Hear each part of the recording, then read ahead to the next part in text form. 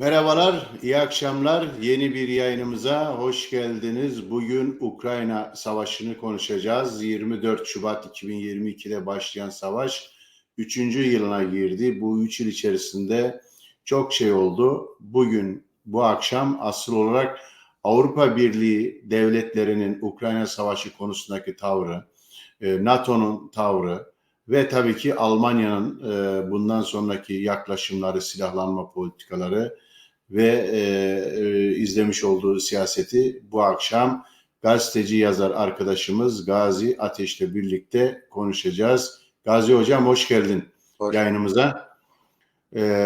Yayına başlamadan önce sizler de sosyal medya hesaplarınızdan, WhatsApp hesaplarınızdan bu programımızı paylaşırsanız, daha fazla insana ulaşmamıza yardımcı olursanız memnun oluruz. Ayrıca kanalımıza abone olmayı unutmayın. Biliyorsunuz düzenli olarak bu ekranlarda Almanya gündemini değişik vesilelerle konuşuyoruz. Sizler de bunu daha çok fazla insana ulaştırırsanız memnun oluruz diyelim. Gazi Hocam başlayalım. Ukrayna Savaşı 3. yılına girdi. Savaşın çok kısa süreceği hesaplanıyordu. Bir taraftan işte Rusya kısa bir süre içerisinde Ukrayna'yı yeneceğiz, rejim değişikliğine gideceğiz ve hedefimize ulaşacağız diyordu ama öyle olmadı. Batı'da Rusya'nın çok fazla dayanamayacağını, ekonomik yaptırımlarla, değişik yaptırımlarla püskürtüleceğini hesaplıyordu. Geldiğimiz aşamada bunların hiçbirisi olmadı. Şu anda tabloyu nasıl özetlemek gerekiyor? Yani şöyle bir durum var. İlkbahardayız, önümüz yaz ve cephedeki an itibariyle olan durum Ukrayna ordusunun mevziler kaybetmeye başladığı, asker seferber etmede, işte mühimmat savaşın gerektirdiği düzeyde mühimmata sahip olmama bakımından zorlandığı görülüyor. Ve denilebilir ki savaşın başlamasından bu yana Ukrayna ordusu hiçbir dönem bu geçen süre zarfında ilkbahara böylesi zor bir durumda girmedi. Geçen yıl bahar taarruzu yapacaklardı. Neredeyse Rusya püskürtme hesapları vardı. O da tutmadı. Tabii onlar propaganda ve tamam geçen seneki şeyde idi sanırım belirli bir önceden kaybedilen bazı topraklar geri alındı ama sonradan yani görünen şey şu, bunları tutması zor. Başarı hanesine belki şu yazılabilir Ukrayna'nın, özellikle Karadeniz bakımından Rusya'nın gemilerinin etkisini zayıflattı. Kısmen şimdi örneğin kendi gemilerini limanlarından çıkartabiliyor ve Rus gemileri daha geri mevzilere çekildi. Kayıplar da yaşandı. Böyle bir başarısı olmakla birlikte ama esas olarak ve özellikle de karada ciddi sıkıntılarına yüz yüze. Şimdi bu 3. yıl dönümü, 3. yıla girmiş olmamızın diğer bir Ukrayna Savaşı bağlamında görünen gerçeği şu: Batı'nın işte nasıl diyelim doğrudan kara kuvvetlerle birlikte sahada yer almaksızın bu savaşı Ukrayna'nın sürdürmesini sağlamak, Rusya'ya büyük zayiatlar verme stratejisi giderek sürdürülebilirlik bakımından sınırlarına geliyor. Ukrayna'nın somut durumu karşısında sınırlarına geliyor. Yani şöyle bir ikilem belirlemiş durumda diyebiliriz. Batılı devletlerin, işte diyelim ki özel harp kuvvetlerinin, orada bazı özel timlerinin dışta tutarsak, İngiltere'nin gönderdiği orada eğitim Amerika'nın da, İngiltere'nin de var. Zaten CIA son derece örgütlü orada. Onları dışa tutarsak kara kuvvetleriyle sahada değil. Şimdi gelinen ikilem de şu: ya mevzi kaybeden Ukrayna ordusunu bu kaybedişini frenleyebilmek için fiilen askeri güçleriyle sahada olması gerekiyor. Ya da başka bir, yani makas değişimi yapmasının başka bir şeye geçmesi lazım. Onu ayrıca konuşuruz da. Yani böyle bir zorlamayla yüz yüze.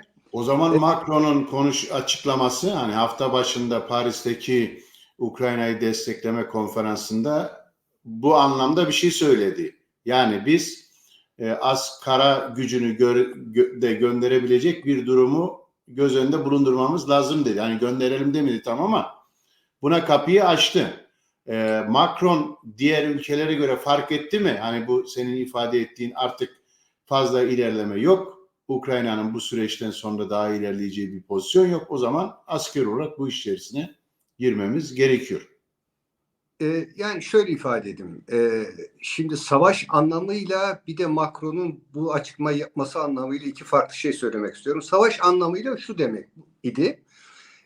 Macron bunu sadece dillendirmiş oldu. Yani bir aşmaz var. Bu aşmazı dillendirmiş oldu ve Rusya'ya verdiği mesaj şu oldu. Restini görürüz bak ha.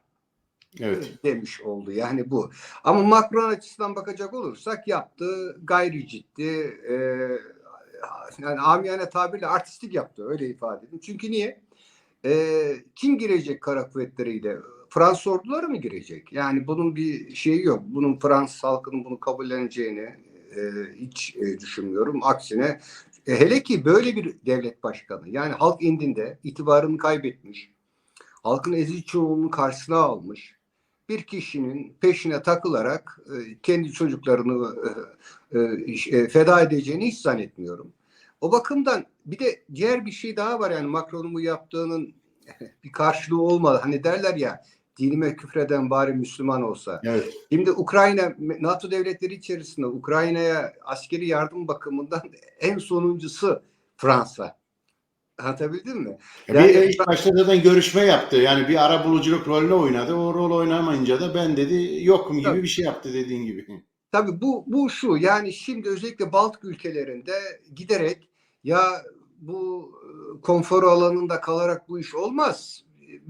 Fiilen müdahil olmamız lazım. Talepleri artınca aklı sıra bu eğilime sözcülük yapmak, liderlik yapmak üzere çıktı ama kendi gerçekliğini hiç dikkate almadan zaten hemen açıklaması üzerine gereken tepkiler de geldi. Hemen hemen bütün büyük devletler, ABD'de dahil, bunun yani tasvip edilecek bir şey olmadığını, bunun böyle bir şeyin söz konusu olmadığını ifade ettiler. O bakımdan sonradan Dışişleri Bakanı birazcık göreceleştirmeye çalıştı. Ya işte kara birliklerini kastetmedi, işte orada eğitim işlerini kastetti falan filan diye göreceleştirdi. Yani hani şey vardı ya, Mario Draghi Avro krizine girdiğinde ne pahasına olsun avroyu savunacağız diye bir açıklaması vardı ya. Evet. Hatta benzer bir formülasyon kullandı. Ne pahasına olursa olsun biz bunu yapacağız gibi sen bir çıkış yaptı ama gerek saha realitesi, gerekse çeşitli ülkelerin böylesi bir maceraya atılma imkanlarının oldukça sınırlı olduğu gerçeği karşısında geri tepti. Yani ciddiye alınacak bir şey olarak görmemek lazım. Ama ifade ettiği şeyin kendisinin savaşın bir gerçekliğinin bir yansımasıydı. Bunu da görmek lazım. Yani ikilem öyle bir noktaya gelmiş. Yani bu strateji konfor alanında kalarak, savaşı doğrudan fiilen müdahale olmadan, işte silah göndererek, istihbarat sağlayarak Rusya'yı biz burada yıllarca oyalarız stratejisinin başarılı olamayacağını, olmadığı görüldüğü, Rusya'nın bu resti gördüğünü, tamam sen savaşı uzatmak istiyorsun, o zaman ben de bütün savaş stratejimi uzun bir savaşa göre ayarlarım dedi ve bu yöndeki adımların hızlıca attı. Bak birincisi ekonomik bakımdan Rusya'nın askeri sanayisi ve genel olarak sanayisi, bu arada onu da söyleyeyim. Evet. Bu süre zarfında hızlıca toparlandı. Şu anda Rusya'nın ekonomik büyümesi gerek ABD'den gerekse Almanya'dan daha yüksek bir ekonomiye sahip. İkincisi 4,5 yanılmıyorsam açıkladılar, yani büyüme oranı 4,5. Evet. Sanayinin bu büyüme içerisindeki payı çok yüksek. Burası çarpıcı. Tamam, bunun önemli ağırlık noktasını silahlanma, askeri teknoloji, askeri sanayi teşkil ediyor ama sonuçta büyük bir pay teşkil ediyor. Bunu görmek lazım. Bir de şöyle bir şey, yaptırımlar Rusya'yı şuna mecbur kıldı. Yani bir tür ithal ikameci bir sanayi politikasını izlemeye mecbur kıldı. Yani belirli şeyleri artık ithal etmeyeceğiz o zaman. Yaptırımlar nedeniyle ülkede üreteceğiz.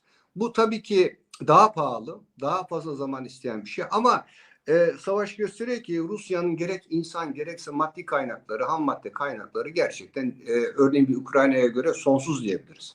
Ya, ama bu süreçte Rusya Avrupa ile olan ihtiyacı enerji satışıyla elde ettiği gelirin büyük kısmını bu sefer Asya'ya kaydırdı aslında. Çin'le daha yakınlaşan bir siyaset izledi. BRICS ülkeleri çerçevesinde daha yakınlaşan bir siyaset izledi. Yani Avrupa'daki açığı oradan kapattığı bir süreç görünüyor. Evet. Ama Macron'a geri dönersek, evet bir taraftan savaşın gerçekliğiyle söylüyor ama diğer taraftan da aynı Macron'un Avrupa Birliği çapında Avrupa ordusunun kurulması, Avrupa'nın işte NATO'nun beyin ölümü gerçekleştiği, onun yerine biz Avrupa'nın birleşik bir askeri gücünü oluşturmamız ve dünya siyasetinde etkili olmamız gerektiği konusunda çağrıları vardı. PESCO kuruldu. Yani bu ama Fransa bunun liderliğini oynuyordu. Biraz Avrupa'nın liderliğinde Macron'un bu açıklaması Alman-Fransız rekabetinin aynı zamanda dış politikadaki öncü ve militarist güçte de bir rekabet yok mu? Bu arada söyleyelim arkadaşlar, sorularınız, görüşleriniz varsa onları da yazın. Gazi abi onları da yanıtlar. Politik bakımdan diyebiliriz. Bir rol kapma girişiminden söz edebiliriz. Yani sonuçta Almanya, ABD'den sonra Ukrayna'ya en fazla askeri alanda yardım eden ülke olarak ve en son da Başbakan Scholz bütün Avrupa ülkelerine ya elinizi bir cebinize atın, işte askeri yardımlarınızı artırın diye çağrı yapınca şöyle bir tablo oluştu. Bir de aynı anda da Amerika Birleşik Devletleri'nde Cumhuriyetçiler Ukrayna yardımını da bloke ettiği koşulda Amerika fiilen yardım edemiyor. Yani orada bir aşması gereken bir bariyer oluştu, politik bariyer. Aynı anda Almanya arttırdı bu sürede. Öte yandan da şimdi bir de bütün Avrupa ülkelere çağrı yapıyor.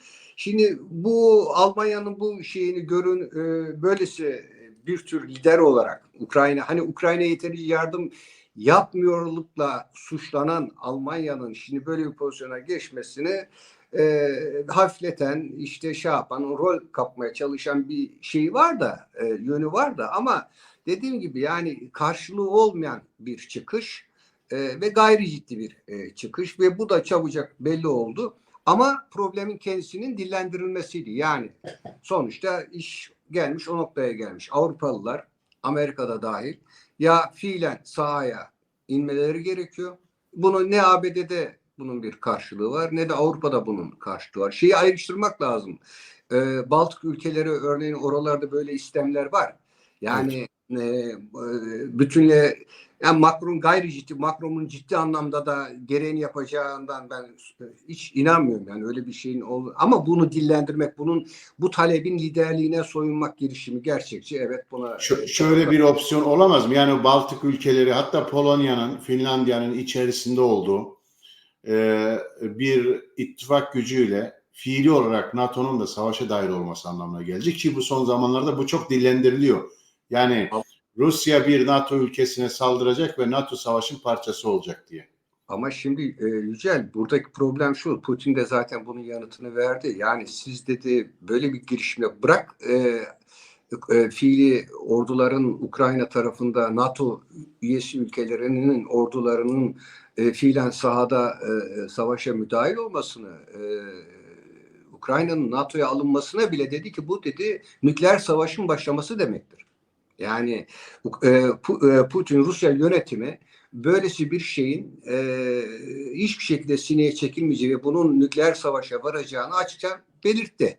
İkincisi şeyler öyle isteyebilir, Baltık ülkeleri isteyebilir ama NATO ya da ABD onların isteğiyle hareket etmez. Daha büyük stratejik hedefleri var. O nedenle kalkıp da işte onlar talep ediyor diye. Bak bu arada onu söyleyeyim, Macron'un açıklamasının Polonya'nın yeni yönetimi de karşı çıktı. Böyle bir talebimiz yok dedi. Dolayısıyla yani bunu çok sansasyon yarattı bu açıklama. Yani bir nevi güçlü bir Avrupa lideri. Macron bu işleri çok sever. Yani durmadan vizyonlar açıklar. Evet. Avrupa'ya bir yol çizer. Büyük düşünür. edalarıyla karşımıza çıkar ama gerçeklere bakmak lazım. O işin ayrı bir tarafı. Şimdi aynı anda şunu görmemiz lazım. Bahara girmek üzereyiz. Yaz var önümüzde. Ve Mart'ta Rusya'da seçimler var. Yani şu ihtimal zayıf bir ihtimal değil. Seçimlerden sonra ki göründüğü kadarıyla kuvvetle muhtemel şey kazanacaktır Putin. Doğru düzgün başka bir aday yok. Aday yok zaten. Şimdi o bakımdan yeni büyük bir seferberlik, yeni büyük bir askeri kampanya gelebilir bununla. Yani bir nevi batılı ülkeleri sahada öyle bir durum, öyle bir mevziler kazanarak ya da Ukrayna'yı o kadar sıkıştırarak ki şimdiki olanın da kaybedilmesini engellemek üzere diplomatik girişimlerin başlatılmasına vesile olabilecek bir taarruz başlatabilir. Rusya bu zayıf bir ihtimal değil. Dolayısıyla önümüzdeki 3-4 ayda ne olacağı ne olmayacağı çok büyük bir önem arz ediyor. Bunu tabii ki şimdi spekülasyonlar yapılabilir de o işin kısmına girmeyeyim ben. Ama şunu vurgulamak istiyorum. Batılıların stratejisi esasında bir iflasla yüz yüze, sürdürülebilir değil. Restini göremez. Yani bu stratejinin kendisinin bir sonraki adım olarak zorunlu kıldığı hamleyi yapamaz. Birçok faktörden ötürü buradan zorlanıyor. Yani o bir sonraki faktör de doğrudan savaşa girmek. Tabii. Şimdi oradan bir bakalım. Mesela diyelim ki velev ki girdi. Yani belirli şeyler gibi. Ve velev ki şey olmadı. Nedir diyelim? NATO ile Rusya arasında bir savaş çıkmadı. Fakat Avrupa'ya baktığı zaman şimdi bak en son Danimarka dedi elimdeki son mühimmatları da veriyorum sana dedi. Almanya daha yeni bir mühimmat fabrikası kurdu. Evet. Çok geriden geliyor. Yani Avrupalıların zaten şu anda söz verdiler Ukrayna sana işte kaç ton mühimmat göndereceğiz dedi. Gönderemediler. Anlatabildim mi? Yani öngörülen... Şimdi Avrupa Birliği'nin parasıyla Avrupa dışından alalım diyorlar. Yani evet, parayı verelim, satın alalım, Ukrayna'ya verelim diye. Evet, yani o bakımdan, askeri bakımdan da hazır değil ki böyle bir savaşa. Yani bunlar gerçekçi şeyler değil. Bunlar birazcık... O zaman seçeneği de ortaya çıkıyor. Hani bir Rusya seçimleri olacak dedin. Bir de Amerikan seçimleri var. O da çok tartışılıyor. O Trump'ın açıklamaları ve Amerikan Kongresi'nde alınan karar. Amerika'nın da eğer Trump kazanırsa bu savaşı Avrupalılara havale etme, maliyetini siz bu işi çekin, madem Avrupa'nın güvenliğini istiyorsanız o zaman güvenliği sağlayın deyip daha önce çünkü Trump yaptı yani birçok anlaşmayı da hemen seçildikten sonra iptal etti. Afganistan'da da çekildi. Aynı hareketi Trump önce Amerika'nın çıkarları deyip bir askeri desteği çekebilir mi? Ya bu gayet Amerikan emperyalizminin dünya üzerindeki siyasetinde gücünde bir şeye yol açmaz mı bu durum? Böylesine bir tablo. Şimdi bu mümkündür. Böyle bir açıklamanın Trump'ın seçilmesi durumunda yapması. Şu da mümkündür. Biden yönetimi de seçimler dolayısıyla bu bir nevi artık kendi ayağına dolanmış stratejisini değiştirmek üzere. Çünkü bu strateji Biden'ın stratejisi, Biden ABD'sinin stratejisiydi. Evet. Bunu değiştirme, bunu bir şekilde savaşı bir dondurma. O da mümkündür. Yani bu önümüzdeki aylar çok önemli. Yaza kadar olan, yazda olacak olan, sahada ne olacak? Yani sahada olup bitenin çok büyük bir önemi olduğunu görmemiz lazım. Yani şimdi savaşabilir durumdan çıkan bir Ukraynalı ne yapacak? Yani bu şu demektir ki Rusya'ya karşı kullandığı araç işlevsizleşmiş demektir. Bunu da bir politik ve savaşla ilgili yeni bir yol çizme bakımından bir rolü olacaktır kuşkusu. İlla olacaktır anlamına demiyorum. Ama bunların ihtimaller çoktur şu anda. Onu söylemek istiyorum. Gelince ABD'nin dünya çapındaki iddiasına gelince şimdi oradaki mesele şu. Tabii öyle sorduk mu sanki Biden'ın böyle bir iddiası yokmuş ya da Trump'ın yokmuş gibi. Mesele ABD'deki sorun şu. ABD tabii kendi başına bir konu. Onu ayrıca bir ele almak lazım. Ama ABD'deki sorun şu. ABD sermayesi içerisinde esas olarak bir Trump bir de Biden'da somutlaşan iki ayrı mihrak var öyle diyelim. Bunlar da farklı bir konsepte dayanıyor. Yani ABD'nin dünya hegemonyasının hangi yollardan geçeceği konusunda görüş ayrılığı var. Trump Trump'ın görüşü bellidir. Trump şöyle bir çizgiyi savunan bir hegemonya temsilcisidir. Ya biz dünya sistemini ABD'nin liderlik ettiği dünya sistemini ayakta tutmak için harcadığımız eforla buradan aldığımız ürün birbirine uymuyor. Yani başkaları faydalanıyor. Başkaları bizim gölgemizde, bizim kanatlarımızın altında büyüyor, güçleniyor, palazlanıyor. Bak gördün Çin nasıl büyüdü orada diyor. Örnek. Şimdi dolayısıyla bunu değiştirmemiz lazım. Ne yapmamız lazım? Pragmatist bir çizgiye yöneleceğiz. Dealler yapacağız. Yani pazarlıklar yapacağız. Diyor her bir muhatabı karşımıza alacağız. Yani biz ABD olarak hani bir nevi şöyle patron işçileri tek tek karşısına alır ya. Öyle tek tek karşımıza alacağız. Örneğin bunu Almanya'ya karşı Trump yönetimi çok güzel uyguladı.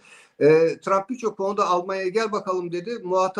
Muhatabım sensin dedi. Almanya dedi muhatabım ben değil, muhatap Avrupa Birliği dedi. Geç Avrupa Evet. Birliği dedi. Evet, Sensin evet. muhatap gel bakalım şunu şöyle yapacaksın dedi. Bu böyle bir çizgi. Biden yönetimi ise şöyle bir siyaseti izlemekte. Biz dünya çapında bir sistem kurmuşuz ve dünya çapında bu sistemi ayakta tutmazsak Çin'in ve başka tehditleriyle biz baş edemeyiz. Tek başına baş edemeyiz. İzolasyona yani yalıtlaşırız. O nedenle bunu yapmamamız lazım. Tamam bize bir masraf yüklüyor. Bizim belirli enerjimizi şey yapıyor ama bize getirisi kısa vadeli bakmamak lazım. Buna tekil olay olarak bakmamak lazım. Bütünlüklü bir strateji olarak bakmak lazım. Böyle bir hegemonya konseptine sahip. Yani aslında eski hegemonya konsepti. Evet. Trump'ınki öyle değil tabii ki. Şimdi bunların ne olacağını diye dediğim gibi Amerika kendi başına bir konu. Zaten Amerika dediğimiz zaman an itibariyle siyasal bakımdan son derece kutuplaşmış ve parçalanmış bir ülkeden bahsediyoruz. Şu anda tabii ki ekonomik kaynakları itibarıyla Biden yönetimi seferber ettiği fonlar itibariyle görece işlerinde yine en iyi büyüyendir. Belirli bir gelişme kaydediyor. Ama bunun sürdürülebilirliği ne olacağı meselesi, Çin'in ne kadar frenleyip frenleyemeyeceği meselesi onlar ayrı konular. Bu ayrıca tartışmak Evet. lazım. Ama söylediklerinden o zaman genel olarak zaten Batı'da tam bir görüş birliği yok Ukrayna konusunda. Farklı eğilimler var. Avrupa Birliği içerisinde de bütünlüklü bir siyaset yok o zaman. Her ülke kendi çıkarlarına göre Brüksel'den belirlenmiş bir strateji ve o strateji bütün ülkelerin angaja olduğu bir yaklaşım yok o zaman. Şimdi şöyle ifade edelim. Yani Batı Ukrayna Savaşı konusunda bir noktada birlikte hemfikir ve ortak hareket ediyor. O da şu: Ukrayna kaybetmemeli, Rusya kazanmamalı bu savaş. Bu konuda bir ortak birliği var. Çünkü hepsinin çıkarı buna tekabül ediyor. Ama işler öngörüldüğü gibi gitmediğinde, yeni sorun ve aşmazlar çıktığında bu sorunların hakkında nasıl gelineceği konusunda görüş ayrılıkları giderek başlıyor. Yani o bakımdan şöyle ifade edeyim: Avrupa'da bir ortak dış politika var mı diye sorduğumuz zaman en olabilecek noktada bile ayrışma nüvelerini biz görüyoruz. O bakımdan Avrupa Birliği'nin ortak bir dış politikasının olmadığını artık sokaktaki çocuk da biliyor. Yani her bir konuda bunu en son Gazze olayında Bunu bilenler şimdi bir de bu yetmez bir de şey yapalım diyorlar. Avrupa Savunma Komiserliği kuralım. Avrupa savunma politikasını, askeri politikasını bir komisyonun merkezinde toplayalım. Ortak silah üretiminden tutalım da ortak askeri stratejiler belirlemeye kadar, ki bunun sözcülüğünü Almanya yaptı. Alman siyasetçiler yaptı. Bu da o zaman gerçekçi değil. Şöyle, Ukrayna Savaşı gerek Almanya'ya gerekse Avrupa Birliği'ne olağanüstü bir silahlanmaya yönelmenin gerekçesi ve meşruiyetini sağladı. Ve bunlar reel şeyler. Yani Almanya'da şimdi hızla, Almanya belki ayrıca konuşuruz da Avrupa Birliği bağlaması. Evet. Avrupa Birliği peş peşe kendi yasalarını da çiğneyerek, örnek diyelim, Avrupa Birliği'nin yasalarına göre Avrupa Birliği'nin bütçesine silahlanmaya para ayrılamaz. Bunu çeşitli kalemler altında, örneğin sanayi teşvik kalemleri altında belirli silahlanma projelerini finanse ediyor ve önümüzdeki dönemde yeni kalemler açacaklar, yeni projelerine bunu gerçekleştirecek ve burada bir silahlanma da artıracak. Oradaki problem başka Avrupa Birliği'nde. Avrupa Birliği'ndeki problem şu: Avrupa'nın silahlanmasını artırması ve uluslararası planda da askeri gücünü de kullanması gerektiği konusunda bir görüş birliği var. Buradaki sorun şu. Avrupa silah sanayisi dediğimiz zaman hangi ülkenin silah sanayisi baskın gelecek? Fransızların kim baskın gelecek? Almanların kim baskın gelecek? Şimdi silahlanma sanayisiyle ilgili getirdikleri en büyük argümanlardan birisi şudur. Ya bakıyoruz Avrupa silah pazarına. Aynı işlevleri gören sayısız farklı silah türleri var. Halbuki bu kadar silah türlerine gerekmiyor. Yani bu işlevleri gören, atıyorum işte 20 ise bunu 3'e indirmek lazım. Bu daha ekonomik. Tamam da 3'e indirilecek de hangi ülkenin teknolojisi esas alınacak? Evet. Yani şu andaki en büyük sorun Almanya ve Fransa'nın tamam silahlanmada ilerlemek lazım. Burası açık. Fakat Avrupa silah pazarının, silah sanayisinin nasıl şekilleneceği, bunun şekillenirken hangi ülke tekellerinin ağırlıklı olarak söz sahibi olacağı, silah sistemleri içerisinde Amerikan silah teknolojisinin hangi açıdan ve hangi silah türlerinden öncelikle gelişeceğini sıralayabiliriz. Epey Evet. problemler var. Fakat bu problemlerin çözümü esas olarak politik çözüme dayatıyor. Oralarda anlaşmaları, geçici uzlaşmaları mümkündür. Fakat henüz onu da görelim. Avrupa askeri bakımda daha kat etmesi gereken epey bir mesafe var. Özellikle Almanya gerçeğini gördüğümüzde. Almanya gerçeği ise son 2 yılda epey bir değişime uğradı. Adeta tabular kırıldı. Hani 100 milyar euroluk askeri harcamalar, Alman silah tekellerinin alabildiğince dünya piyasasına girmesi ama aynı zamanda Ukrayna'ya destek vermesi. Eskiden savaş bölgelerine silah göndermenin bile tabu olduğu bir Almanya'da şimdi her şey normalleşti. En son işte Taurus füze başlıklarını verelim mi, vermeyelim mi? Verirsek savaşın parçası oluruz. Scholz öyle diyor. Muhalefet partileri de ya da koalisyon ortakları Yeşiller ve Hür Demokratlar da diyor ki savaşın kaderini belirlemek için bu Taurus füze başlıklarını verelim ki 500 kilometrelik bir mesafesi var. Yani Rusya'ya doğrudan bir saldırı olur. Almanya bu 2 yıl içerisindeki militarist dış politikasındaki bu değişim, yani daha doğrusu dış politikası militaristleşmesinde dünya üzerindeki paylaşım iddiasını ne kadar sürdürebilir? Bir ilerleme kat edebildi mi? Şimdi Almanya henüz dış politikasını militaristleşmeye doğru düzgün adım bile atmadı. Yani daha bu önümüzdeki süreçte olacak hadise. Şu anda daha önemli olan sorun şu. Bir ekonomik, ikincisi de toplumsal. Birincisi ekonomik sorun şu. Almanya'nın ekonomik modeli biliyoruz ihracata dayalı, yani dünya pazarlarında pazar paylarını artıran bir birikim modeline sahip. Aynı anda ise ülke içerisindeki ekonomik büyümeyi düşük tutan, yani kendi ülkesindeki talebi sınırlı, yani düşük tutan bir model.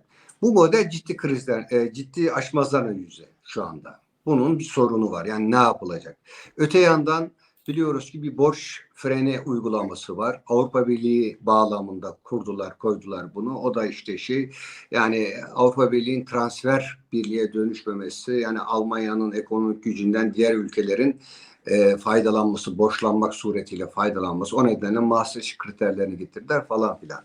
Şimdi borç freni ise yatırımların bütçe üzerinden finanse edilmesini olanaksızlaştırıyor. Ne demek oluyor? Özel olarak borçlanması lazım. Özel fonlar oluşmasın. Bazılarının oluşturdu zaten. Daha da fazla şu anda Başbakan diyorum, Ekonomi Bakanı ile Maliye Bakanı arasında ciddi görüş ayrılıkları var. Yani bir şeyler, sermayeye para vermek lazım, sermaye teşvik etmek lazım. Onda görüş birliği içerisinde nelerde, hangi yol içerisinde yapılacak? Bunun borçlanma üzerinden, Habeck'in dediği gibi özel bir borçlanmayla, hani silahlanmaya ayrılan 100 milyar avro gibi öyle mi yapalım, yoksa işte harcamaları kısıtlayarak, başta da sosyal haklarda daha fazla budayarak, Açıkta söylüyorlar onlar zaten. söylüyor, tabii açıktan söylüyor. Ve borçlanmayı artırmadan mı yapalım diye böyle bir görüş ayrılığı var. Şimdi bu tabii ki bunu ayrıca konuşabiliriz. Yani bu iki konseptin ne getiriyor, ne götürüyor, bunu ayrıca değerlendirebiliriz ihtiyaç duyuyorsan. Şimdi ama şöyle bir realite var. Alman modeli işte büyümeyi öngörmüyorsa, o zaman askeri alana ki artırmak zorunda. Onun kararlarını almış ve daha da artıracak. Başbakan Scholz açıkladı 2030'lara kadar bırak %2'yi de geçeceğiz dedi. Bu yani zaten son 10 yılda, son 4-5 yılda hızla arttırarak geldi. Şimdi daha da arttıracağım diyor. Şimdi bu kaynak nereden? Bunun parası bir yerden gelmesi lazım. Öyle değil mi? Yani Habeck'in dediği şey bile olsa bile hepsini borçlanarak yapması yine işçi ve emekçilerin haklarına şey yapacaklar, yüklenecekler. İşte işsizden, efendime söyleyeyim, işçiden, çalışandan, emeklisinden, üniversitesinden var olan, o da bayağı zaten kuşa çevrilmiş kısmi şeylerin daha da budanması anlamına gelecek. Şimdi böyle bir problem var ekonomik olarak. Zaten büyümüyor şu anda. Uluslararası piyasalarda mevzi kaybediyor. Pazar payları geriliyor.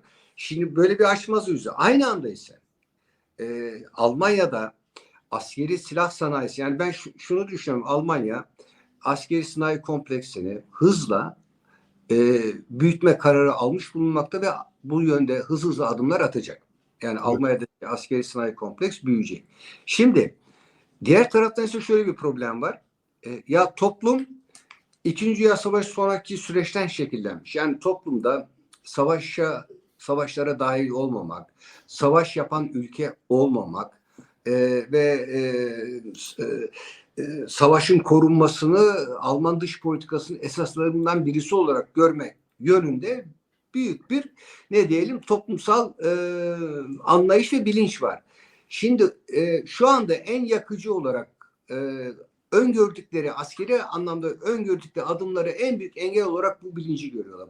Bunu hızlıca tasfiye etmek üzere. Yani ilginç bir şekilde gerek Avrupa Parlamentosu'nda olsun, gerekse Alman Meclisi'nde olsun, yani son yıllarda bu kadar savaş çığırtkanlığı, bu kadar militarist söylemler görülmemiştir yani. Muazzam bir kampanya yürüyor. Aynı anda yazın dünyasına bakıyorsun, son dönemlerde çıkan kitaplara bakıyorsun. Her birisi yani şuna odaklanmış. Ya biz bu topluma şimdiye kadar bir hikaye anlattık dünya ile ilgili. Bu doğru değil. Bu toplumda bunu doğru kabul etti. Ama dünyanın gerçekliği geldi, yetişti bize. Şimdi biz bunu anlatmamız lazım. Dünya öyle anlattığımız gibi değil. Burada güç bakıyor. Güç de askeri güçtür. Diye toplumu şimdi tersinden ikna etmek için uğraşıyorlar. Sayısız kitaplar çıkıyor, broşürler çıkıyor, çeşitli televizyon programları yapılıyor. Yani ana fikir şu. Tabii güvenliğimizi korumak için işledikleri tez de o. Rusya saldıracak, biz de güvenliğimizi korumak için, kendimizi savunmak için askeri harcamalarımızı arttıracağız. Gerekirse Doğu Avrupa'daki ülkeleri de bu konuda destekleyeceğiz. Yani korku Rusya yani korkusu üzerinden öyle diyelim. Evet, bunu çiziyor ama arka planda şu da var. Onu da az önemsemeyelim. Yani vatandaşa giderek özellikle işçi ve işçi aristokrasi içerisinde artarak ya mevcut sosyal refahımızı, mevcut yaşam standardımızı korumak istiyorsak biz savaşmak zorundayız. Yani pazarları açık tutmak, rakipleri gerektiğinde tasfiye etmek, askeri gücü gerektiriyorsa bunu uygulamak zorundayız. Yoksa bu refahımızı da koruyamayız. Yani böyle bir propaganda da yapılıyor. Giderek toplum artık başladı. Ama ona rağmen son anketler yayınlandı. Yani hatta demin ifade ettiğin gibi basında da vardı. Bir iki televizyonda da gördüm.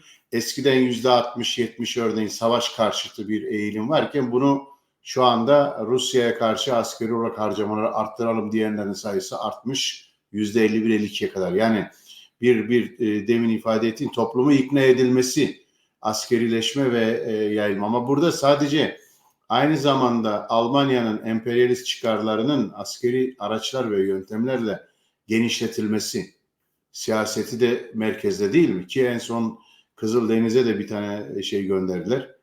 Savaş gemisi. Yani Almanya'nın eskiden olduğu gibi militarist yöntemlerle yeni egemenlik alanları kurma, geliştirme. Ya şimdi orada bu gibi operasyonlar önceleri de yaptı. Yani şöyle bir şey yok.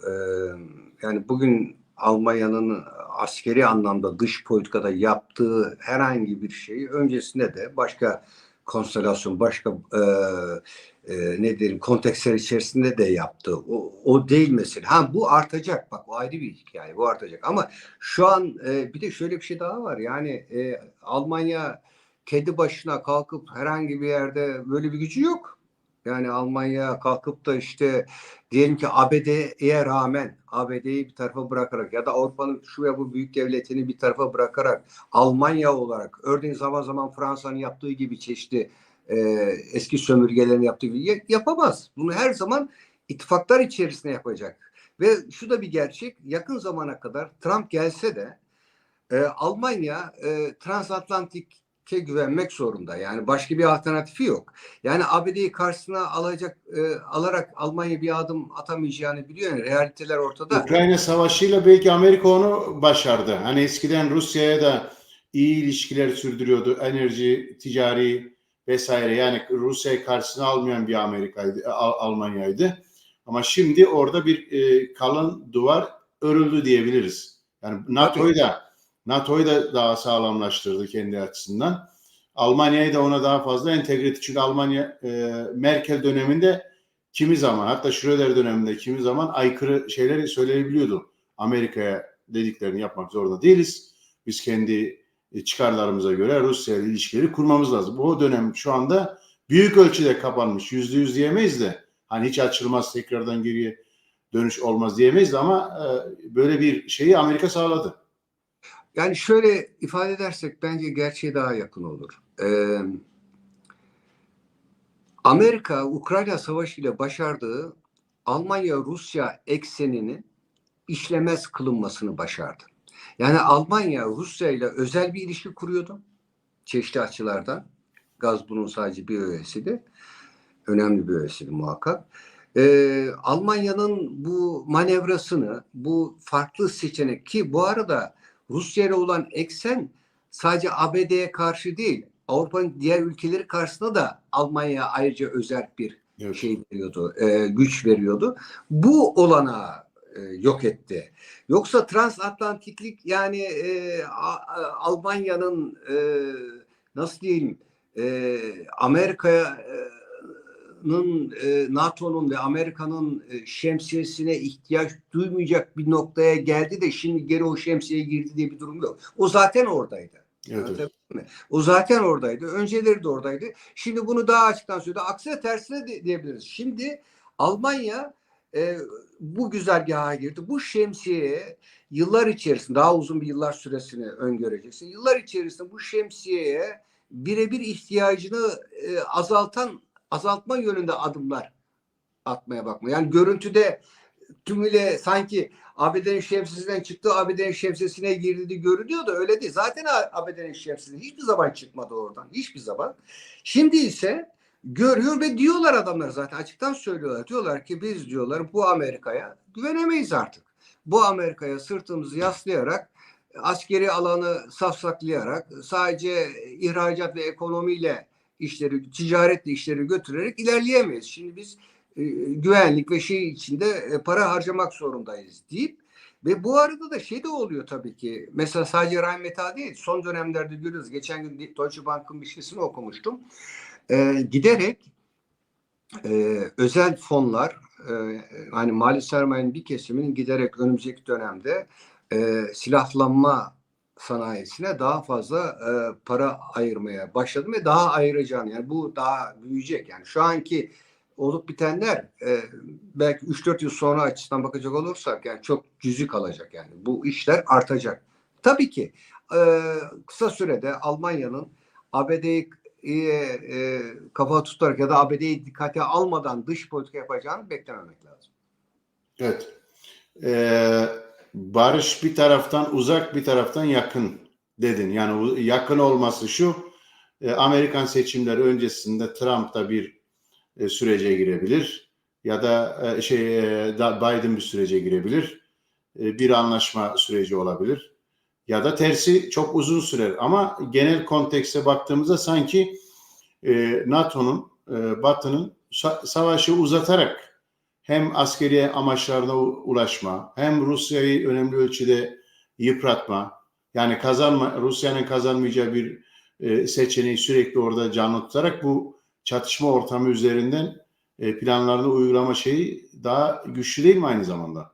Yani kısa bir sürede bir uzlaşma, Ukrayna'nın da eski topraklarını, çünkü Ukrayna öyle bir kazanmayı üst bir şey koydu, çıta koydu. Rusya'nın işgal ettiği bütün topraklarımızı geri alacağız. Bizim sınırımız bu dediler.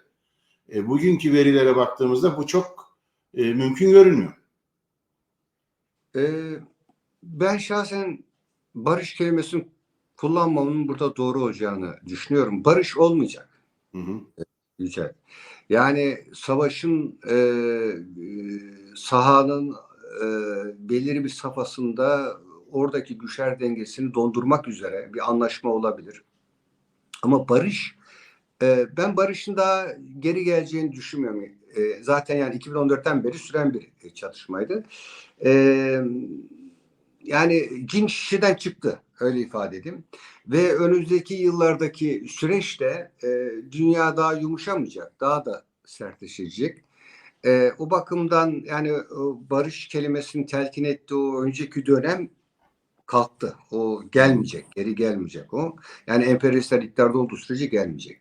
Burada bir tırmanma görüyoruz. Şudur, bu tırmanmanın ritmi, temposu ve olası diyelim şu ya da bu ülkede halkların karşı çıkması ve bunu geri püskürtmesi, bunlar ihtimal dahilindedir. O ayrı bir şey. Ama hani Macron bahsediyor ya konuşmasında, bir dinamik var. Evet. Dinamik dikkate almak lazım. Şu anda Doğu Avrupa için, yani Ukrayna'daki silahların susması ve geçici bir ateşkesin ya da bir ateşkesin sağlanmasının barış getireceğini düşünmüyorum. Bu hep sürecek ve zaten adamlar mesela diyelim şeyi açıkladılar, işte Gürcistan var, Moldavya var, efendime söyleyeyim işte belli başka ülkelerin de Beyaz Rusya üzerine çalışıyorlar halen. Evet. Gibi. Bir deneme Yani yaptılar ama başaramadılar. evet. Ama Burada sular durulmayacak diyorsun. Bu süreçler, bu gerginlikler devam edecek. Yani şunu ilan etmiş bulunuyor. Yani Almanya yeniden ya da Avrupalılar yeniden Rusya'da iktidar değişimi olur, ayrı bir mesele. Yani birçok şey olabilir. Öyle çok katı mutlak koymamak lazım. O anlamda söylemiyorum. Ama elimizdeki veriler itibariyle şu anda görünür olanlara baktığımız zaman Ukrayna'da silahların susması barışın gelmesi anlamına gelmeyeceğini, buradaki kapışmaların bir şekilde farklı biçimler altında alarak devam edeceğini görmek lazım, gerçekçi olmak lazım. Yani bu şu demektir, silahlanma, militaristleşme, milliyetçilik, bunlar yükselmeye devam edecektir. Bunu böyle görmek lazım. Ve aynı anda da bunun da halka yutturabilmesi için bu söylemlerin yanı sıra da tabii ki korkular, endişeler, o nedenle fedakarlıklar. Yani şimdi yeni çıkan yazımlarda adamlar söylüyorlar, yani diyorlar ya Hitler, biz diyorlar Almanlar olarak diyor, Hitler faşizminin yaptıklarını, ettikleri, kışkırttığı savaşları, sürdürdüğü savaşları mahkum ederken işi ifrada vardırdık. Her türlü askeri şeyin tabu ve yanlış olduğunu söyledik. Oysa öyle değil.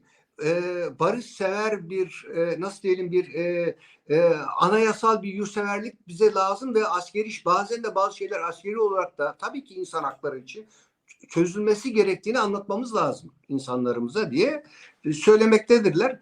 O bakımdan tırmanan bu şey halklar tarafından karşı koyulmadığında, yani bu gidişata bir dur denilmediğinde buradaki dinamikin adresi belli. Oraya doğru gidiyor. Daha da gidecek yani. Uluslararası kapışmalar da işin ayrı bir tarafı yani. ama evet, savaşın halklara faturası ağır.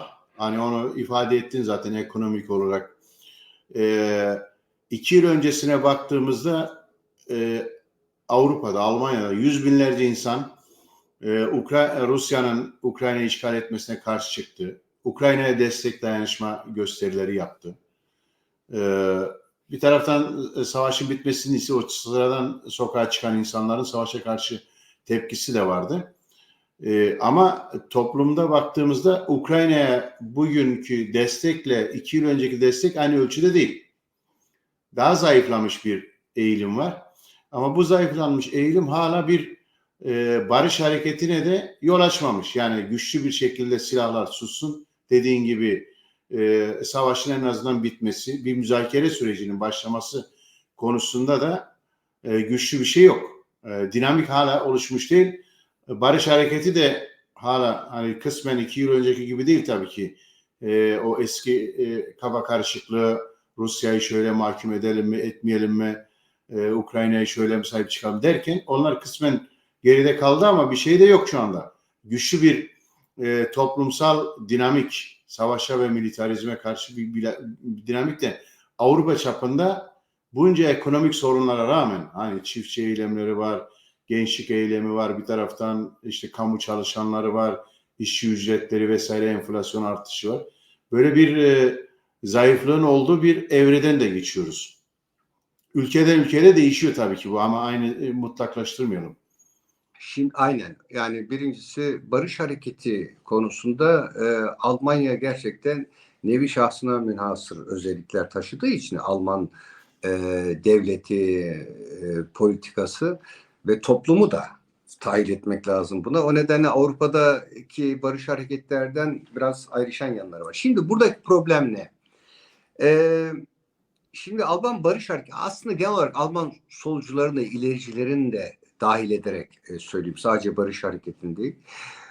Bu kesimlerde deminden bahsettik ya 2. Dünya Savaşı sonrası oluşan bir ideoloji. Yani çok burjuva ideolojisinin ne diyelim ideolojik olarak etkisi altında. Barış hareketi niye böyle bir mesela diyelim ki Amerikan roketlerin, atom silahlarının buraya konuşlandırılması yıllarında milyonların katıldığı barış hareketleri oldu. Hatta Irak Savaşı ile ilgili oldu örneğin diyelim ki. Yani Evet. savaşa karşı, Yugoslavya Savaşı'na karşı da. Şimdi burada ne oldu diye dersek niye böyle bir barış hareketi zayıflık gösterdi? Temel nedeni şu. Eğer ki dünyaya yani böyle soyut kriterlerden bakarsanız, tarihi ahlaki kriterlerden değerlendirirseniz o zaman barış hareketinin temsilcileri bir aşmaza düştü. Şimdi savaşa karşı olmak ahlaki bir kriterdir. Yani bir ahlaki felsefeden hareket ediyor. Savaş kötü bir şeydir. Pasifizm iyidir. Savaşların olmaması iyidir.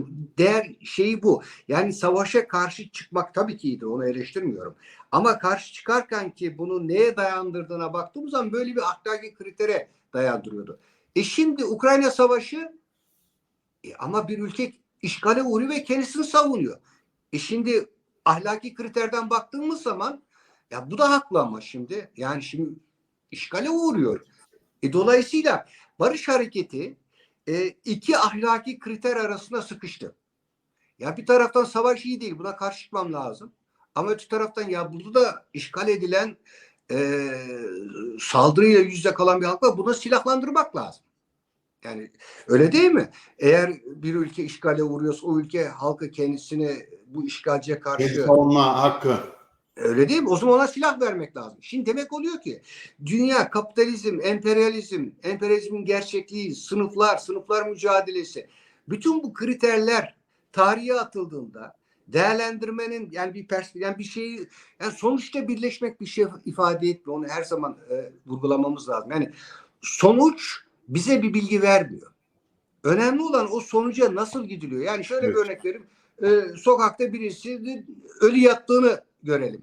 Ya bu kişi ölmüş. Bak bu sonuç. Bu kişi ölmüş. Ama bu kişi neden ölmüş? Nedenler çok farklı olabilir. İntihar etmiş olabilir. Öyle değil mi? Gaspa uğramış olabilir. Ayağa kayıp düşmüş olabilir. Ama o nedenler bizim bu sonuç karşısında nasıl bir tutum almamızı belirliyor. Yani o oluşumu bizi ona belirliyor. Eğer cinayet varsa savcılık devreye girmeli. Eğer intiharsa ailesine başsağlığı dilemek lazım. Öyle değil mi? Yani dolayısıyla ahlaki kriterler üzerinde tarihe, Sovyetler Birliği'ne, Stalin hep aynı ahlaki kriterlerden bakılıyor. Şimdi böyle bir savaş gibi burada da ahlaki kriterlerine bakıyor. İşin içerisine çıkamıyor. Mesele bu. Dolayısıyla biz barış hareketinin ya bak şöyle bir çarpıcı bir örnek daha vereyim. Alman Başbakanı Rus emperyalizmi diyor. Evet, evet. Barış Hareketi Birkaç kere emperyalizmi. söylüyor bunu zaten. Evet. Defalarca söylüyor. Evet. Birleşmiş Milletler'deki konuşmasıydı yanılmıyorsam. Hatta diyor ki revizyonist güçtür diyor. Yani Evet. Evet, değiştiren, evet. yeniden durumu dönüp bakıp değiştiren, yani revizyonizm revize, yani revidere kelimesinden geliyor. Geri dönüp bakmak, yani olup biteni. Geri dönüp bakıp değiştiren. Demek ki ne oluyor? Rusya geri dönüp bakıyor. Ya bu benim egemenlik alanına girilmiş. Bunu ben şey yapacağım. Dönüştüreceğim, yani tersine dönüştüreceğim. Şimdi emperyalizm diyor. Sen demiyorsun. Sen dünyaya bambaşka böyle toz pembe şeylerine bakıyorsun. Sınıf, ya boş ver onlar demode diyorsun. Ama var. Emperyalist güçler var ve dünyada savaş da sürdürüyor. Evet. Sen buna karşı sadece ahlaki kriterlerine baş edemezsin. Ahlaki kriterlerine baş ettiğin zaman, böyle bir aşmaz yüze geldiği zaman ne yapacağını bilmezsin ve bocalarsın. Ve barış hareketini, genel olarak Almanya'daki hareketini, işçi hareketi kendi açısından başka kriterlerden şey yapılmış. Dolayısıyla iş gelip şuraya dayanıyor. Giderek barış hareketi içerisinde de, ya gerçekçi olalım. Dünyada emperyalizm var. Emperyalist devletler var. Dünyada büyük askeri sanayi kompleksler var. Dünyada ham madde kavgası var. Nüfus alanları kavgası var. Var oğlu var yani. Dolayısıyla Onların bir işte şey bir kısmı Rusya emperyalist değil diye tartışma yapıyorlar. Rusya'nın bu yayılmacı şeyi. evet. Hatta savaş, yani Batı'nın Rusya'yı kuşatmasının mahkum ediyorlar tabii ki. Ama Rusya'nın bu hamlesi biraz ezberi bozduğu açıdan. Hani mağdur bir Rusya vardı. Bu mağdur Rusya birden saldıran bir Rusya olunca durumu okumaktan, demin senin ifade ettiğin bir emperyalist ilişkiler sistem olarak görmedikleri için bocalama süreci başladı. Şimdi Almanya açısından şunu vurgulamak istiyorum.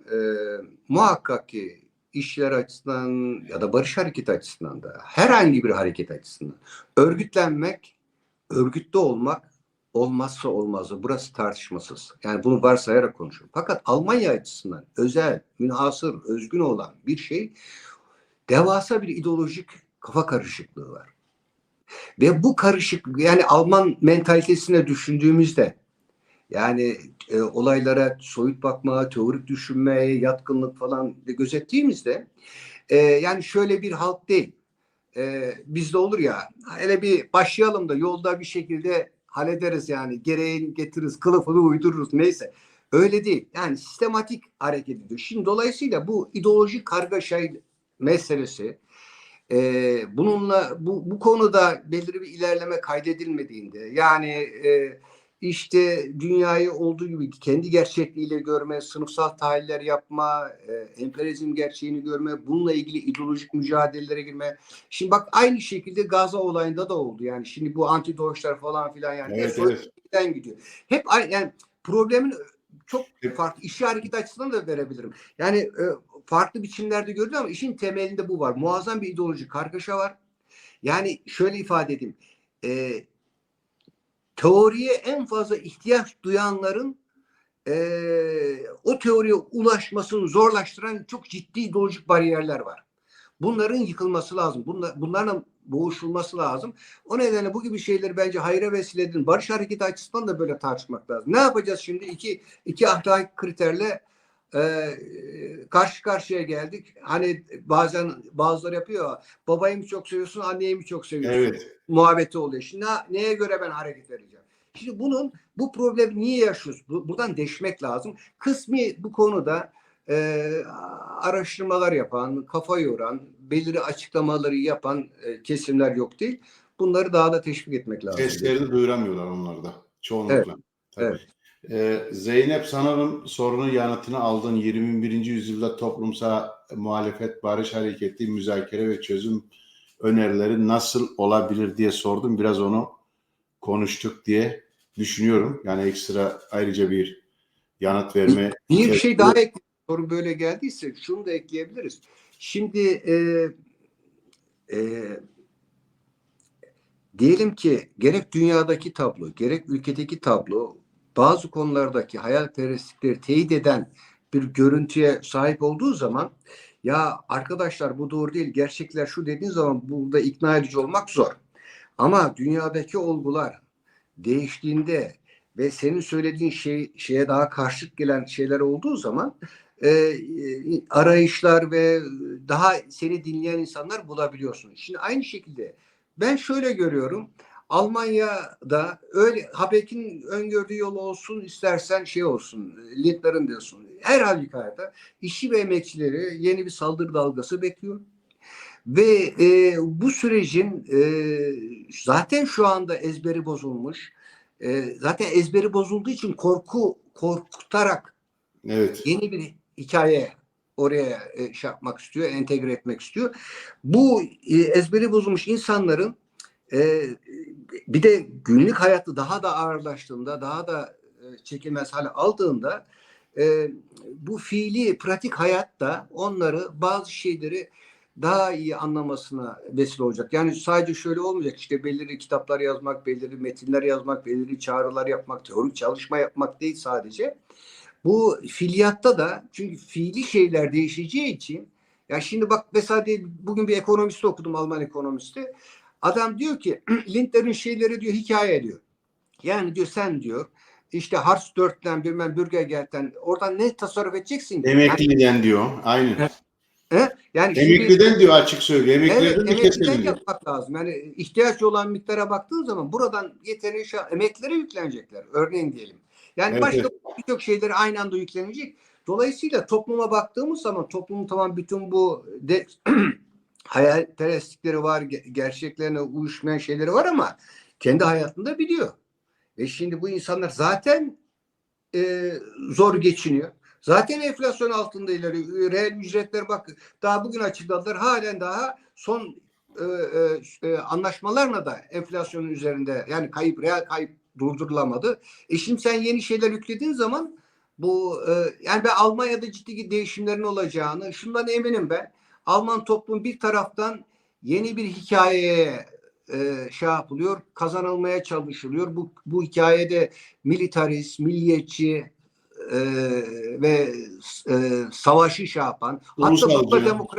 Burjuva demokrasinin de şey yapan, yani o bazı şeyleri okuduğun zaman metinleri ve şeyleri, gerçekten burada herhangi bir itirazda bulunmak bile büyük şeyleri göze almak anlamına gelebilecek bir şey hazırlıyorlar. Yani demokrasiyi daha da güdükleştirme dönük niyetleri bu. Ben niyetlerini anlatıyorum. Şimdi böyle bir süreç şey yaptığı zaman bunun toplum bana ne demeyecek, bunu bir şekilde buna karşı tepki gösterecek. Şimdi bu ikisinin birleşmesini sağlamadığımız zaman, yani aynı anda bu ideolojik aydınlatma, teorik çalışma, mevcut olan o bariyerlerle mücadele, aynı anda da fiili bir mücadeleyle birleşebilirse, buluşabilirse, Almanya'daki yani bu diğer Avrupa ülkelerine göre ayrışan, ya ne kadar pasif, ne kadar işte ağır gidiyor şeyi değişir diye düşünüyorum. İki soruyu birleştireyim. Bir, silah üretimi durdurulmadıkça savaşlar çıkacak ki Alman sendikaları da hani silah sanayinde çalışan işçilerin işlerini korunması için bu üretimin devam etmesini istiyorlar, söylüyorlar. Bir de Yusuf'un sorusu var. Sendikaların rolü ne ve ne olabilir diyor. Herhalde ikisinde de hani bu sendikalar da bir kısmı iş yerlerini korumak için, hani Rheinmetall demin söyledin ya, üretimi arttırıyor, bilmem ne yapıyor. Ya bu fabrikalar kapatılsın denince ya iş yerleri kayboluyor. Yaklaşımı içerisinde olanlar var. Bu sendikal hareket içerisinde tartışılıyor ama sendikalar da bu süre içerisinde hatta Alman Sendikalar Birliği'nin önemli şey, yani 1 Eylül gününde savaşa karşı mücadelede hep önemli yer almış durumda ama bu sefer hükümetin o demin ifade ettiğimiz militarist politikasına daha fazla angaje oldular. Yani sosyal sorunları, işçilerin sorunlarını dile getirip o temelde bir araya getirme, harekete geçirme yerine hükümeti onaylayan birer kurum haline geldi. Bunu kongrelerde daha çok gördük. Bu rol ne kadar devam ediyor? Bu rolü ne kadar daha oynayacaklar daha doğrusu? Ya şimdi şunu bizim görmemiz lazım. Eğer sınıf bilinçli değilse her bir işçi kendi durumu ve dünyadaki olaylara kendi çıkarından bakar. Yani kendi çıkarı neyse oradan bakar. Şimdi silah sanayisinde çalışan işçiler eğer sınıf bilinci yoksa, olaylara bütünlüklü bir yerden bakmıyorsa, bir sınıf perspektifinden bakmıyorsa, kendi bireysel çıkarından bakıyorsa, bu işçi tabii ki fabrikasının kapanmamasını, silah sanayisinin daha da büyümesini, daha fazla siparişlerin gelmesini ister. Mantık böyle işliyor. Şimdi bu mantığı da, bu yanlış mantığı, bu yanlış düşünceyi de teşvik ediyorlar. Bak daha geçen gün 3 kurumun açıklaması oldu. Bilmiyorum, biliyor musun? Bir SPD, yanlış hatırlamıyorsam Wirtschaftsforum, SPD'nin Wirtschaftsforum kurulu, IG Metall ve Alman Silah Sanayisi'nin birliği ortak bir açıklama yaptılar. Evet. Çarpıcı bir şekilde bak. Ortak bir açıklama yaptılar ve ortak açıklamada da ana şey şu: silahlanmaya daha fazla para harcanmalı. Almanya'da üretilen silahlarla ordumuzu donatmalıyız. Amerika'dan şuradan buradan silah almamalıyız. Buranın iç sahaları güçlendirilmelidir ve biz bunu ve aynı anda da silah sanayisine uzun yıllara dayanan siparişler verilmelidir ki yatırım yapılabilsin. Yani şunu İş yerleri korunabilsin. evet, O gözden bakıyor. Evet. silah sanayisinin talebi odur. Diyor ki bana, ya ben diyor işte bu üretimi yapabilmem için diyor bana diyor 10 yıllık sipariş ver diyor. Ki ben bunun güvencesiyle iş yapayım diyor. Şimdi bak, bu 3 kurum böyle birleşiyor. Bu ne demektir? Alman sendikal bürokrasisi işçileri bütünüyle kendi sermayesinin peşine takıyor. Öyle değil mi? Bundan daha çarpıcı örnek olabilir mi? Ve burada aynı anda bunu da bir ulusal bir kavramla da kullanıyorlar. Yani burada bir tür yeni bir ulusal bir birlik inşa etme şeyi var. Yani çünkü bir kesimi de bunu da görmek lazım. Türkiye'de de öyle ama Alman silah sanayisinde de öyle. Çok sayıda küçük ve orta ölçekli işletmeler buna dahil. Bu silah sanayisi şeyine dahil. Yani bunu görmek lazım. Ne oluyor yani? Bir tür böyle büyük sermaye, küçük ve orta ölçekli sermaye ve işçilerin bir kısmını, sanayideki bir kısmını bir şeye entegre etmek. Sadece silah üreten fabrikada işçi değil. Bütün yan sanayisi var, Yan şeyi var. sanayisi, tedarik zincirleri vesaire. Evet. Burada bir milli bir birlik, bir tür milli bir ittifak oluşturmanın ilk adımları bunlar. Şimdi burada o zaman işçi hareketi, sendika hareket deyince şu an itibariyle Almanya'daki sendika bürokrasisi hala güçlü ve kendisine düşen rolü yerine getirmekte. Bu rolü yerine getirirken giderek daha da zorlanmakta. Çünkü dünyada olup biten şeyler işini kolaylaştırmamakta, yeni aşmazlar çıkartmakta. Başta insanları geçim şeye açıklamak, TİS sürecinde gördük. İşçiler bazı şeyleri, yapılan anlaşmalara itiraz ettiler. Yani çoğunluk olamadı, ayrı bir hikaye de orada da en büyük kozu yine o 3.000 avroluk şeydi. Enflasyonu telafi etme şeydi. İşçi adam öyle düşünür. Yani yakıcı faturaları var. Elektrik faturası çok gelmiştir, gazı çok gelmiştir. Yani biriktirdiği ek para yoktur. 3.000 euro çok iyi bir para. Yani o acil ihtiyaçlarını karşılamak bakımından büyük para. Öyle tavlamaya çalıştılar. Kısmen de başarılı oldular. Ama hoşnutsuzluklar devam ediyor. Çünkü geçim, yani toplu sözleşmeler, bağlanan toplu sözleşmeler kaybedilen alım gücünü telafi etmedi. Aynı anda bir işte transformasyon sürecinden bahsediliyor. Bunun kazananı olacak, kaybedeni olacak. Yani burada da mesela otomobil sanayisinde 100.000'i aşkın, yani rakamları pek iyi aklımda tutamıyorum ama 100.000'i aşkın iş yerinin kaybolacağı ve yerine gelecek olan iş yerlerinin bunu karşılamayacağı söyleniyor. Demek istediğim şey, işçi ve emekçilerin yaşama açısından da. Almanya'da bu demografik gelişmeden ötürü büyük işsizlik şahsen beklemiyorum. Evet. Yani emek gücüne ihtiyaç halen çok devam ettiği için, ama yaşam koşullarının ağırlaşması, zorlaşması şey yapıyor. Şimdi bu şu anlatıyla birleşirse, yani eğer böyle bir yönlü bir aydınlanma olursa, ya bizim işçiler olarak neden sermaye ile kader birliğimiz var? Yani bu doğru mu? Yani sermaye, Alman sanayisinin, Alman sermayesinin durumu iyiyse benim de durumum iyidir fikri doğru mu? Benim deneyimlerim bunu neyi gösteriyor?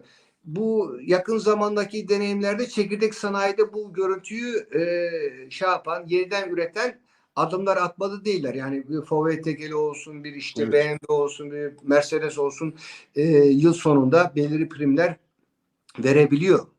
işçilerine. Ama önümüzdeki süreçte eğer Alman tekelleri dünya pazarlarını, pazar paylarını kaybederse, yeni bir agenda ile gelirse, gündeme dayatırsa, ben burada Almanya'da yatırım yapabilmem için benim vergilerimi düşür, bilmem ne yap. Yani bütün toplumsal kaynakları bana seferber et. Sen ona sefer ettiğini başka bir yerden devşirmen lazım. Hepsini borçla yapacak halin yok. Yani bu bir çatışma kavramı yanlış oldu.